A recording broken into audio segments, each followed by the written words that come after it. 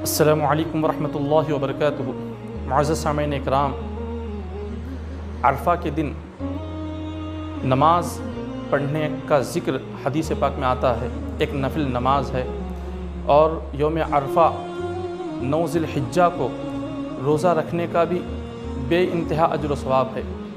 حضور علیہ الصلوۃ والسلام نے ارشاد فرمایا، جو شخص 9 عرفہ کو یعنی عید سے ایک دن پہلے 9 ذی الحجہ کو جو روزہ رکھتا ہے، اللہ تبارک و تعالی اس بندے کے پچھلے سال کے اور آئندہ سال کے گناہ معاف کر دیتا ہے۔ پچھلے سال کے بھی گناہ اور آئندہ آنے والے سال کے بھی گناہ صغیرہ اور کبیرہ معاف کر دیے جاتے ہیں یوم عرفہ کا روزہ رکھنے والے۔ اور اسی یوم عرفہ کو حدیث پاک میں ایک نفل نماز پڑھنے کا بھی ذکر آتا ہے۔ حضرت ابو ہریرہ رضی اللہ تعالیٰ عنہ روایت کرتے ہیں، غوث پاک رضی اللہ تعالیٰ عنہ کی کتاب ہے الغنیہ لطالب طریق الحق، صفحہ نمبر 400 پر یہ روایت، یہ حدیث پاک نقل کی گئی ہے۔ حضور علیہ الصلوۃ والسلام نے فرمایا کہ جو شخص یوم عرفہ کو 9 ذی الحجہ کو نماز ظہر کے بعد 4 رکعت نفل نماز اس طرح پڑھے کہ ہر رکعت میں 1 مرتبہ سورہ فاتحہ اور 5 مرتبہ سورہ اخلاص، یعنی قل هو اللہ احد کا سورہ 5 مرتبہ ہر رکعت میں بھی یہی پڑھنا ہے، چاروں رکعتوں میں اسی طرح پڑھنا ہے کہ ہر رکعت میں 1 مرتبہ سورہ فاتحہ اور 5 مرتبہ سورہ اخلاص، قل اللہ احد کا سورہ۔ جو شخص یہ نماز پڑھتا ہے، اس کی فضیلت حضور علیہ الصلوۃ والسلام فرماتے ہیں، قرآن پاک کے جتنے الفاظ ہیں، قرآن پاک کے تو ہزاروں الفاظ ہیں، حضور نے فرمایا قرآن پاک کے جتنے الفاظ ہیں، ہر لفظ کے بدلے میں اللہ تعالیٰ جنت میں اسے بلند مقام عطا فرمائے گا۔ وہ اتنا بلند مقام ہوگا، اتنا بلند درجہ ہوگا، ایک درجے سے دوسرے درجے تک پہنچنے کے لیے 5 سال لگ جائیں گے۔ ایسے 1-2 درجے نہیں، بلکہ قرآن میں جتنے لفظ ہیں اتنے درجے اللہ اس بندے کو عطا فرمائیں گے، یہ روزہ اور نماز پڑھنے والے کو، اس دن روزہ رکھنے والے کو اور یہ نماز پڑھنے والے کو۔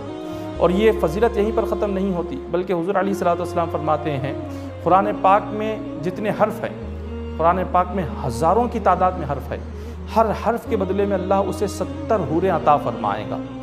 ہر حور کے ساتھ 70 قسم کے ہیرے موتیوں کے دسترخوان بچھے ہوئے ہوں گے۔ ہر دسترخوان پر 1000 قسم کے کھانے رکھے ہوئے ہوں گے۔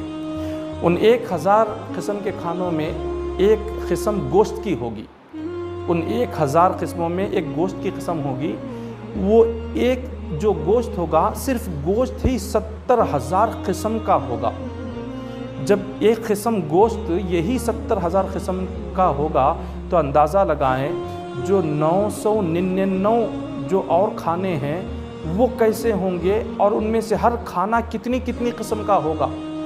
جب ایک قسم گوشت کی ہی جب 70,000 قسم کی ہے، اب یہ 70,000 قسم کا جو گوشت بنا ہوا ہوگا وہ کیسا ہوگا؟ حدیث پاک میں آتا ہے، وہ برف سے زیادہ ٹھنڈا ہوگا، شہد سے زیادہ میٹھا ہوگا، مشک سے زیادہ خوشبودار ہوگا۔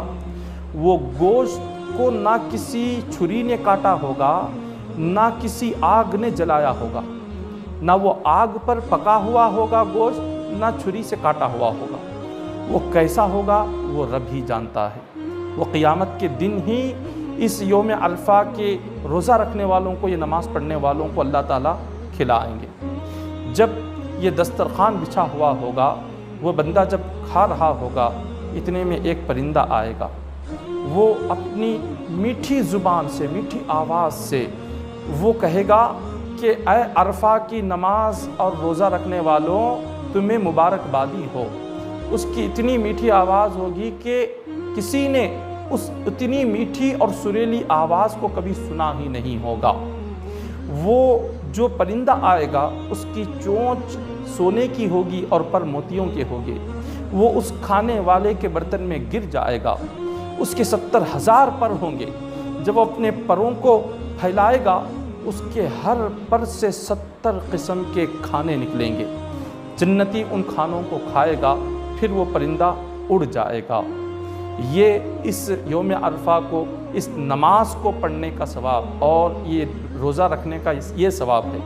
اور پھر آگے بتلاتے ہیں اس نماز کو پڑھنے والا اور یہ روزہ رکھنے والا جب اس کو قبر میں رکھا جائے گا، اللہ تعالیٰ اس کی قبر کو اتنا روشن کر دے گا، وہ اپنی قبر میں لیٹے لیٹے کعبۃ اللہ میں طواف کرنے والوں کو دیکھ لے گا۔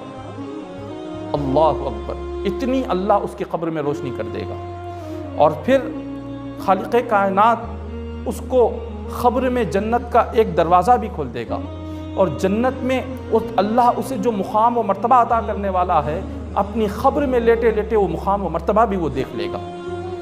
یہ جو ساری فضیلتیں ہیں، یہ حدیث پاک ہے۔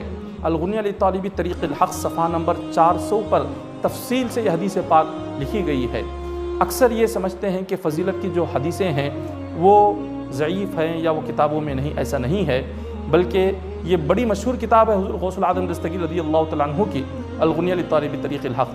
آپ اس کی پہلی جلد اٹھائیں اور صفحہ نمبر 4 سے اٹھائیں، اس میں ساری تفصیل ہیں۔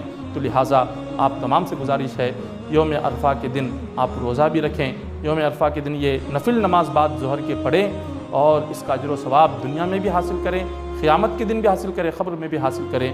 دعا ہے کہ اللہ تعالیٰ ہم تمام کو کہنے سننے سے بڑھ کر عمل کرنے کی توفیق عطا فرمائے۔ اللہ تعالیٰ ہم تمام کو یوم عرفہ کے دن روزہ رکھنے کی توفیق عطا فرمائے اور یوم عرفہ کی نماز پڑھنے کی توفیق عطا فرمائے۔ آمین۔ وآخر دعوانا الحمدللہ رب العالمین۔